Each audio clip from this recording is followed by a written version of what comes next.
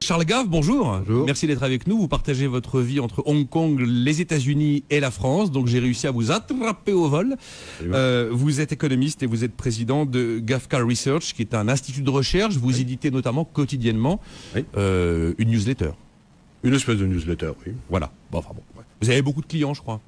On en a 800 dans le monde entier. D'accord. Première question, est-ce que vous achetez le programme du Front National d'un retour en francs où on rendrait à la Banque de France la capacité de financer à taux zéro l'État?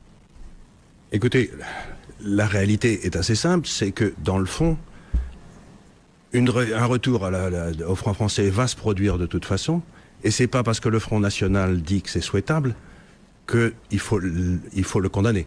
C'est complètement idiot. La réalité, si vous voulez, c'est que l'euro ne marche pas, ne peut pas fonctionner, ne marchera jamais. C'est une machine qui a été bâtie contre toutes les lois monétaires. Et donc, il va falloir retourner un jour ou l'autre aux monnaies nationales. Et le fait que le Front National l'ait dit avant les autres, eh ben, écoutez, c'est simplement, ils ont eu une idée avant les autres, mais c'est pas pour ça qu'elle est fausse. Disons qu'ils ont réussi à mettre en tête de gondole quelque chose de bankable pour la présidentielle avec un peu plus de nez que les autres. Peut-être. Pourquoi l'euro ne peut pas fonctionner? Il ne peut pas fonctionner pour une raison très simple, c'est que vous avez des productivités différentes entre les différents États et qu'il n'y a pas de mécanisme d'ajustement. Donc, automatiquement, aujourd'hui, le coût du travail est de 25% plus élevé en Italie qu'en Allemagne, et le coût du capital est le même, si ce n'est plus bas en Allemagne qu'en Italie. Donc, tous les investissements ont lieu en Allemagne, la croissance italienne vient à zéro. Nous ne sommes pas en face d'un problème de la dette.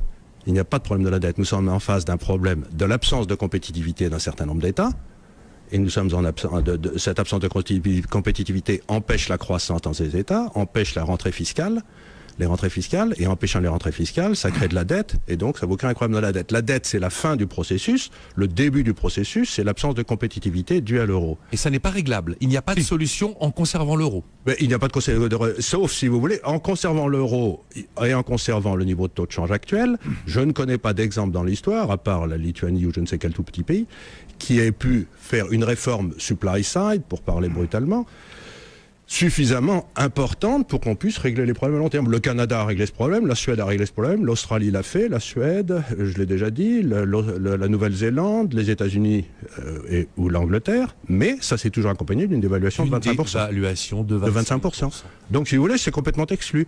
Alors, je voudrais dire aussi un truc, c'est quand j'ai dit... Terminé, et puis je voudrais dire un truc, c'est quand l'euro a été créé, j'ai écrit un livre qui s'appelait « Des lions menés par des ânes ».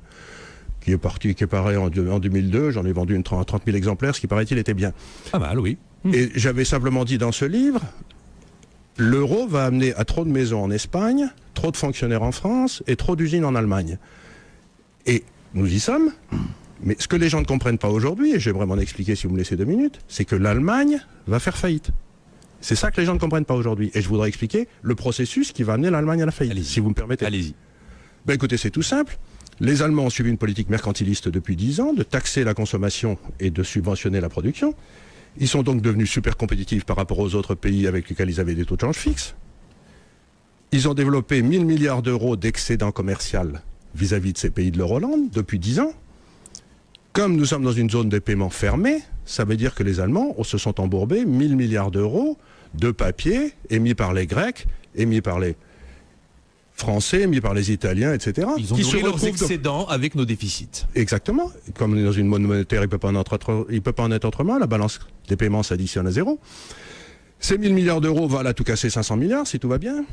Le capital des banques allemandes est de 300 milliards. Donc le système financier allemand aujourd'hui est en faillite. Et si les Allemands refusent de nous prêter de l'argent pour qu'on achète leur voiture, eh bien qu'est-ce qui se passe à ce moment-là? Toutes leurs usines vont rester vides. Ça fait les exportations allemandes vers l'Europe, c'est 16% du PNB. Donc les gens ne comprennent pas, mais aujourd'hui, l'Allemagne est à la veille de rentrer dans une dépression.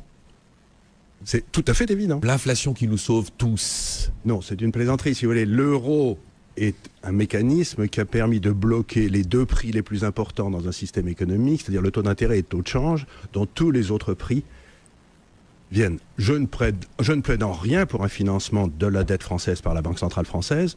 Je ne plaide en rien pour l'inflation. Je dis simplement, je veux qu'il y ait des prix libres. Des prix libres. Je veux que la Banque de France continue à faire son boulot. Je veux que le prix du franc français corresponde à la productivité des Français et qu'il n'y ait pas d'intervention, que ce soit pour faire baisser le franc, pour créer Ce n'est pas en détruisant la monnaie que vous allez créer de la richesse.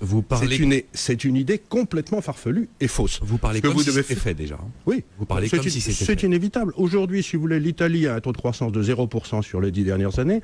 Elle emprunte à 6 ou à 7. Si vous empruntez à 7, vous investissez à 0 et que vous avez 125% de dette par rapport au PNB, en l'espace de 7 ans, votre dette devient 240. Donc, si vous voulez, le système aujourd'hui, la France emprunte à 4 ou à 3,5 et elle a un taux de croissance de 1,5. Le système aujourd'hui est dans une trappe à dette d'anthologie. Je parle comme Keynes, la bonne vieille trappe à dette, où le taux d'intérêt est de 500 points de supérieur au taux de croissance. Et bien, ça ne tient pas. Faut-il le sauver? Y a-t-il une chance de le sauver? Est-ce que ce qui a été fait est une avancée? Comment lisez-vous l'histoire qui s'écrit sous nos yeux? Écoutez, aujourd'hui, vous avez la moitié des États européens qui sont en faillite, 40% de chômage chez les jeunes en Espagne, un taux de chômage qui n'a jamais été aussi élevé en Europe depuis 1948, des marchés financiers qui sont complètement bloqués, un écroulement de nos systèmes bancaires, puisqu'on les a forcés à acheter des obligations qui ne valaient rien en disant qu'une obligation grecque valait la même chose qu'une obligation allemande. Donc on a manipulé le droit pour forcer les banques à acheter des choses qui ne valaient rien. Vous vous trouvez dans un désastre financier sans précédent. Nous mettons en risque la croissance mondiale dans son ensemble. Et vous me dites, est-ce qu'il faut continuer ça? Je vous dis, est-ce qu'il faut continuer la ligne Maginot? J'ai longtemps dit que l'euro, c'était une ligne Maginot, qu'on allait se retrouver avec les Allemands à Paris, et que c'est simplement quand les Allemands seraient à Paris qu'on se rendrait compte que la ligne Maginot était un désastre. L'euro est une ligne Maginot, c'est une manœuvre défensive pour empêcher la domination de l'Allemagne sur l'Europe, et comme tous les crétineries faites par ces hommes politiques français ou technocrates français, on a bâti un système pour empêcher la domination de l'Allemagne, moyennant quoi l'Allemagne n'a jamais été aussi dominante qu'aujourd'hui.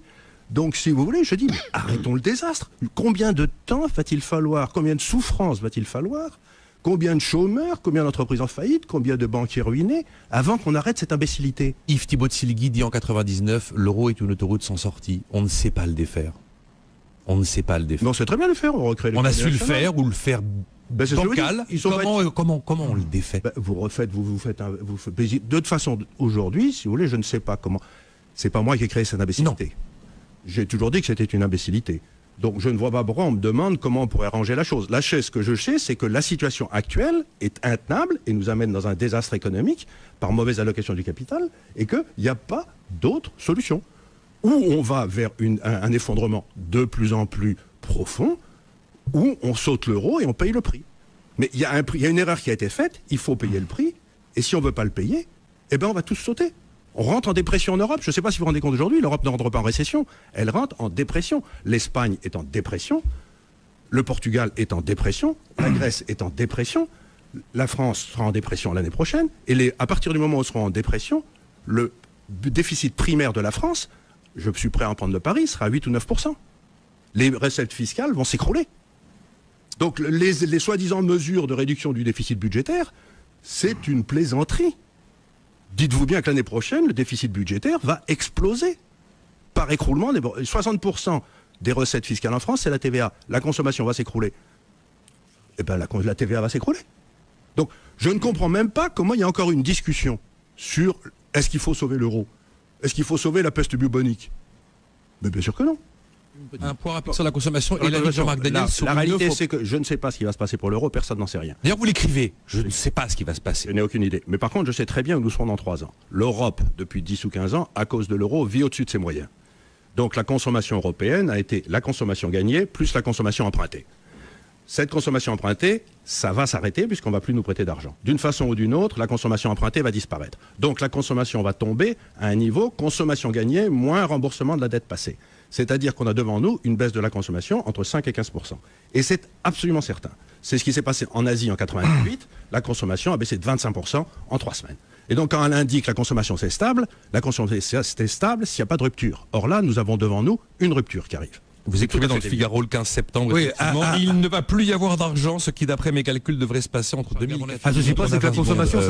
Est-ce que fondamentalement, si l'euro plantait, c'est pas l'ensemble de la planète qui plante finalement? Le risque systémique souverain n'a-t-il pas atteint un paroxysme absolument inédit? Je n'ai jamais vu un retour de la liberté contre la technocratie se traduire par autre chose que par un progrès.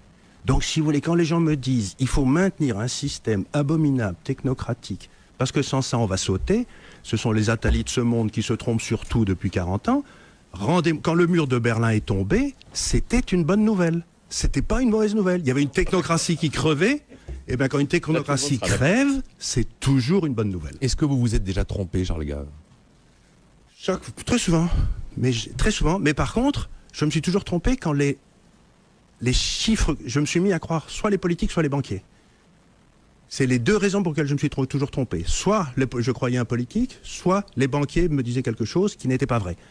Mais si vous voulez, en dehors de ces deux cas de figure où je me fais enfler par des gens parce que j'y fais pas attention, sans ça, non. J'aimerais quand même que vous me disiez du fond du cœur pourquoi vous pensez que c'est une bonne nouvelle que tout explose. Parce que globalement, c'est ce que vous imaginez et c'est presque ce que vous avez l'air de souhaiter. Pour moi, c'est un peu ce qui est en train de se passer en Europe. C'est une atteinte totale à la démocratie. C'est-à-dire qu'on a transféré toute une série de pouvoirs à des gens non élus. Et que ces gens sont non élus. Le pouvoir monétaire, oui. Le pouvoir monétaire, le pouvoir sur les frontières, le pouvoir sur toute une série de... La justice britannique est maintenant soumise à la justice européenne, c'est-à-dire qu'elle est inférieure à la justice européenne. Le Parlement britannique, les décisions qu'il prend, si c'est attaqué en Cour de justice européenne et s'ils perdent, eh bien, la Cour de justice l'emporte sur le Parlement britannique. C'est-à-dire que les Britanniques ont perdu toute leur souveraineté.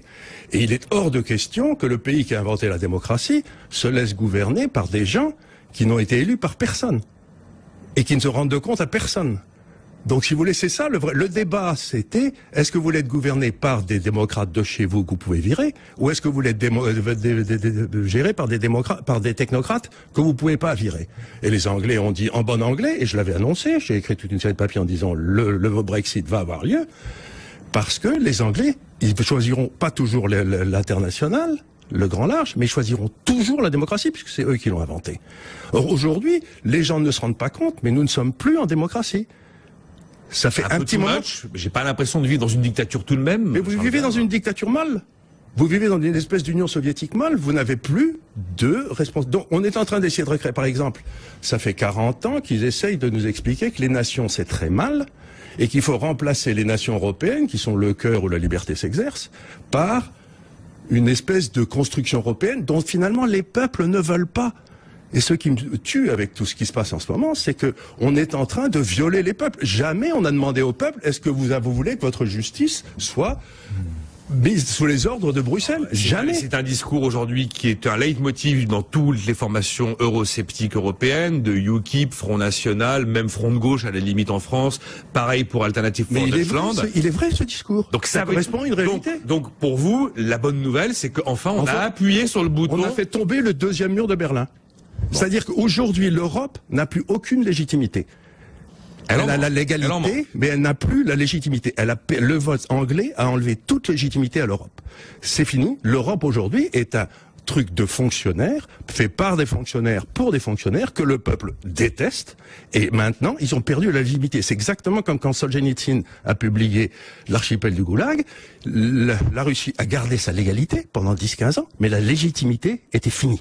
Aujourd'hui, l'Europe n'est plus légitime. Voilà ce que j'essaye de dire.